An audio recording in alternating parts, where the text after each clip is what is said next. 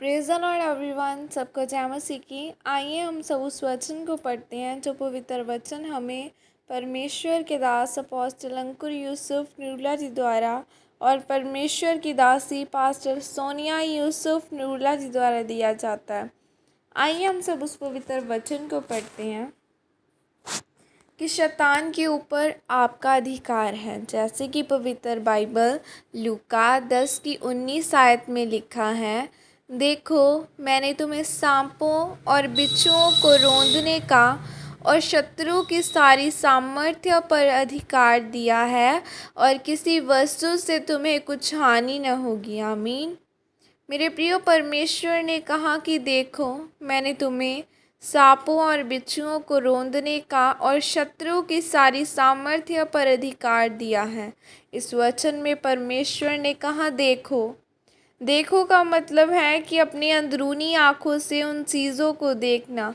जैसे शैतान ने हवा को वह फल दिखाकर भरमाया और हवा को वह फल उतना ही मनभावना लगा क्योंकि उसने अपनी शारीरिक आँखों से देखा, इसलिए वह शैतान की चाल को नहीं समझ पाई। आज लोगों को यह नहीं पता कि परमेश्वर ने उनको शैतान को कुचलने का अधिकार दिया है। परमेश्वर ने कहा कि अपनी आत्मिक आँखों से देखो कि मैंने तुम्हें अधिकार दिए हैं।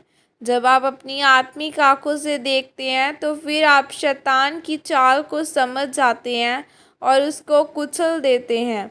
अगर आप बाइबल में एक शमूएल की किताब को पढ़ें तो उसमें लिखा है कि छोटे से दाऊद ने गोलियत जैसे योद्धा को मार दिया था। अगर ध्यान से देखा जाए तो दाऊद उस समय एक बच्चा ही था, लेकिन वह प्रार्थना करने वाला और दिन में 7 बार परमेश्वर की स्तुति करने वाला व्यक्ति था। दाऊद उस योद्धा के से डरा नहीं, बल्कि परमेश्वर के वचन के अधिकार के साथ उसके सामने आया और उसी अधिकार के साथ परमेश्वर की सामर्थ के द्वारा उसे मार गिराया। मेरे प्रियो, याद रखें, आप शैतान को तब तक नहीं हरा पाएंगे जब तक आप परमेश्वर का वचन रूपी हथियार नहीं उठा लेते। शैतान आपको दिखाएगा कि देख तू चर्च जाता है लेकिन फिर भी तेरे सर में दर्द है, तू भले काम तो करता है लेकिन फिर भी तेरे जीवन में कोई आशीष नहीं है।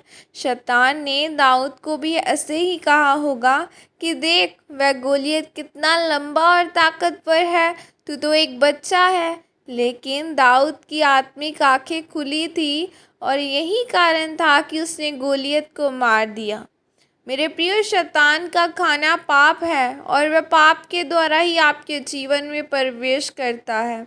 वह छोटी छोटी बातों को आपके दिमाग में डालता है ताकि वह आपका ध्यान भटका सके। इसलिए बाइबल में श्रेष्ठ गीत 2:15 में लिखा है कि जो छोटी लोमड़ियाँ दाख की बारियों को बिगाड़ती है उन्हें पकड़ लो, क्योंकि हमारी दाख की बारियों में फल लगे हैं। इसका मतलब है कि आपको दिमाग और आत्मा में सतर्क रहना है कि शैतान आपके दिमाग में छोटी छोटी पाप वाली बातें न डाल सके, क्योंकि छोटी छोटी बातें ही बाद में बड़े पाप का रूप धारण करती हैं। इसलिए मेरे प्रियो, अगर आप चाहते हैं कि आप शैतान को अपने पाँव के नीचे रौंदे तो अपनी 1 घंटे वाली प्रार्थना को 3 या 4 घंटे वाली बनाएं। अगर एक उपवास से नहीं बात बनती तो ज़्यादा उपवास करें ताकि आपकी अंदरूनी आंखें खुलें और शैतान का आप सामना करके उसे कुचल सके। आमीन। यह प्रार्थना आपके द्वारा की जाए।